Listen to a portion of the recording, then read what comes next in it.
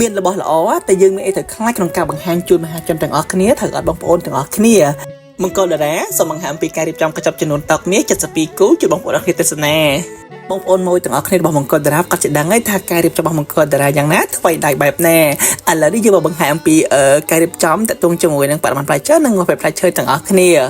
អូខេបងប្អូនទាំងអស់គ្នាអញ្ជើញមកទស្សនាលំអិតតិចមើលតើផ្លែឈើខាងមង្គលតារានឹងប្រើប្រភេទផ្លែឈើអីខ្លះហើយការរៀបចំនឹងបែបណាអូខេបងប្អូនទាំងគ្នាមើលប្រភេទសាច់ដែលខាងមង្គលតារាប្រើគឺយើងថែមរំយោលជាមួយនឹងយោលនឹងផ្កាម្លិះស្រស់បងប្អូនហើយផ្លែឈើដែលដាក់នៅក្នុងកញ្ចប់នេះគឺមានគ្រប់មុខតែម្ដងស្រីជប៉ុនជាមួយតាពាំងបាយជូរខ្មៅតាពាំងបាយជូរខៀវជាមួយនឹងតាពាំងបាយជូរក្រហមនិយាយទៅដាក់មកគ្រប់មុខជូនម្ចាស់កម្មវិធីតែម្ដងហើយអ្វីដែលសំខាន់បងប្អូនសូម្បីតែ strawberry ក៏ប្រើជូនម្ចាស់កម្មវិធីដែរនិយាយទៅផ្លែឈើគឺមានគ្រប់មុខជូនគាត់ទាំងអស់តែម្ដងអត់ឲ្យម្ចាស់កម្មវិធីគេថាអូនមានផ្លែឈើនេះអត់ផ្លែឈើនោះគឺអត់ទេហើយបើសួរថាប្រភេទផ្លែឈើយើងប្រើប្រភេទផ្លែឈើបែបណានិយាយទៅផ្លែឈើដែលយើងប្រើបងជួយមើលចាក់ស្ដេចបានប៉មអីយើងប្រើសិតប៉ម NV គឺប៉មអាមេរិកាំងតែម្ដងប៉ម Q សិតរបស់អាមេរិកាំងអញ្ចឹងណាបងប្អូនហើយអ្វីដែលសំខាន់បងប្អូននៅក្នុងកញ្ចប់ហ្នឹងមិនថា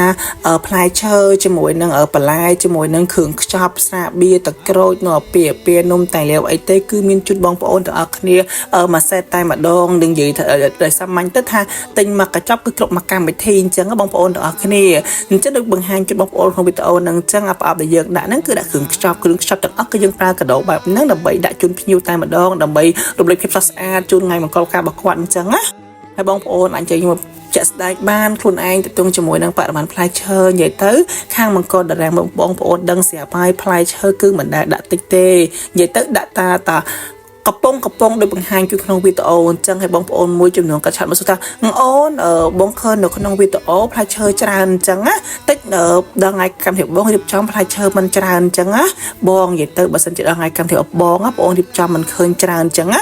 បងហាក់បងធាក់កណ្ដាលមុខក៏បងនិយាយមែនបងនិយាយទៅផ្លែឈើខ្ញុំដាក់ទៅម្ចាស់កម្មវិធីស្រ័យថាអូយអូនឲ្យបានទៅបើជប់ដាក់ទៅធ្ងន់ណាស់ភ្ញៀវហើយមិនរួចទេបានខ្ញុំជប់ដាក់បងនិយាយទៅមិនដែលកំណាញ់ផ្លែឈើទេបងព្រោះខាងមង្គលតារាផ្លែឈើដាក់ទៅការរៀបចំហ្នឹងគឺទៅទាំងកេះតែម្ដងនិយាយទៅដាក់គីឡូទៅរៀបចំទេបងប្អូនហើយតើទងជាមួយនឹងការរៀបចំវិញណាបងប្អូនតើទងជាមួយនឹងគ្រឿងតុបតែងណាមិនថាផ្កាមិនថាម៉ូតសាជីប្រអប់កាដូនិយាយទៅកូនកន្លោះកូនកំមុំគឺគាត់ស្រឡាញ់បែបណាគឺខាងមង្គលតារារៀបចំបែបហ្នឹងជំនួយគាត់តែម្ដងនិយាយទៅឲ្យតែគាត់ប្រាប់មកថាបងខ្ញុំស្រឡាញ់ការរៀបចំបែបនេះខ្ញុំចង់បានកន្សឹបជា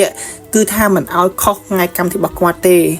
ហើយចាក់ស្ដែងដូចរោងបងស្រីអញ្ចឹងគឺគាត់ថាំងបងខ្ញុំស្រឡាញ់ផ្កាឈូកកន្សឹបរបស់ខ្ញុំចង់ឲ្យផ្កាឈូកអញ្ចឹងណាខ្ញុំចាប់ផ្ដើមយកផ្កាឈូកមកតឡើងពុបរៀបចំជូនគាត់តែម្ដងហើយបងជើញមើល detail លម្អិតបានបងកលាបដែលយើងប្រើមិនមែនកលាបមួយតងទេណាបងកលាបនៅក្នុងលើផ្កាហ្នឹងគឺមួយតោងគឺកលាប3តងហើយដាក់កងមេខាងក្រោមទៀត